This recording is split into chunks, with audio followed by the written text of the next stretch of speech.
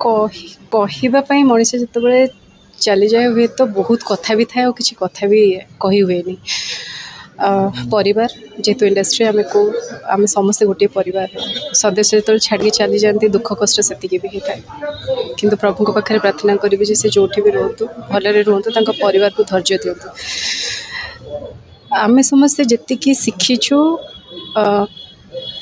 ସେ ଜଣେ ଏତେ ସିନିୟର ତାଙ୍କୁ ସିନିୟର ଏଇଥିପାଇଁ ଆଉ ଶ୍ରେଷ୍ଠ ଏଇଥିପାଇଁ କୁହାଯାଉଥିଲା ଯେ ତାଙ୍କ ପାଖରେ ସେତିକି ବିଦ୍ୟା ଆଉ ସେତିକି ଗୁଣୀର ସେ ଅଧିକାର ଥିଲେ।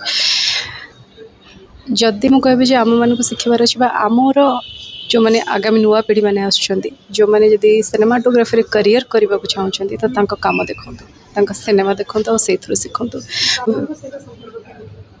ଯେହେତୁ ମୋର ବାବା ଏଇ ଇଣ୍ଡଷ୍ଟ୍ରିରେ ହିଁ ସିଏ ସିନିୟର ମୋଷ୍ଟ ଟେକ୍ନିସିଆନ୍, ଆଉ ତାଙ୍କର ଦିଲ୍ଲୀପ ଭାଇଙ୍କ ସହିତ ବହୁତ ଘନିଷ୍ଠ ସମ୍ପର୍କ। ସେମାନେ ଯେତେବେଳେ ମୁଁ ଯେତେବେଳେ କାମ ବି ଆରମ୍ଭ କରିନଥିଲି ସେତେବେଳେ ଇଣ୍ଡଷ୍ଟ୍ରିକୁ ବୁଲିବାକୁ ଆସୁଥିଲି, ଆଉ ସେତେବେଳୁ ଦେଖିଛି ଯେ ସମସ୍ତେ ବସିକି କଥା ହେବା, ଏଇ ରବମଙ୍କ ଝିଅ ସେଇଠିକି, ତ ଏସବୁ ଜିନିଷ ଗୁଡ଼ାକ ନିଶ୍ଚିନ୍ତ ରୂପରେ ମେମୋରି ତ ମେମୋରିଜ୍।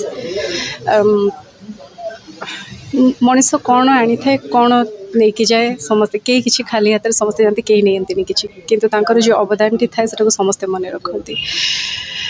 ଆଉ ଏହା କହିବି ଯେ ଲାଇଟ୍ କ୍ୟାମେରା ସାଉଣ୍ଡ ଆକ୍ସନ୍ ବିନା ହୁଏତ ଆମମାନଙ୍କ ଇଣ୍ଡଷ୍ଟ୍ରିର ଆମର କାମ ଅଧୁରା ଥାଏ।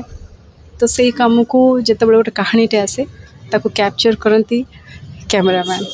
ଚିତ୍ର ଉତ୍ତୋଳନ ହେଲେ ହିଁ ଦର୍ଶକଙ୍କ ପାଖରେ ପହଞ୍ଚେ ଆଉ ଥିଏଟରରେ ଆମେ ଦେଖିଥାଉ, ଆଉ ଗୋଟେ ମୁଖ୍ୟ ବିଭାଗ ଥାଏ ସେଇଟା। ସୋ ନିଶ୍ଚିନ୍ତ ରୂପରେ ବହୁତ ବଡ଼ ଲସ୍ ଇଣ୍ଡଷ୍ଟ୍ରି ପାଇଁ, କିନ୍ତୁ ହୃଦୟରେ ସବୁଦିନ ରହିବେ। ଆଉ ତାଙ୍କ କାମ ଆଗକୁ ନେବା ପାଇଁ ହେଲେ ନୂଆ ପିଢ଼ିଙ୍କୁ କହିବି, ଯେମିତି କହିଲି କ୍ୟାରିୟର୍ ଯଦି ଚାହୁଁଛନ୍ତି, ଏଜୁକେସନ୍ ଚାହୁଁଛନ୍ତି, ବହିରେ ଯେତିକି ପାଠ ଅଛି ପ୍ରାକ୍ଟିକାଲ୍ ତାଙ୍କ ସିନେମା ଦେଖନ୍ତୁ, ତାହେଲେ ଆପଣ ବହୁତ କିଛି ଶିଖିପାରିବେ। Thank you.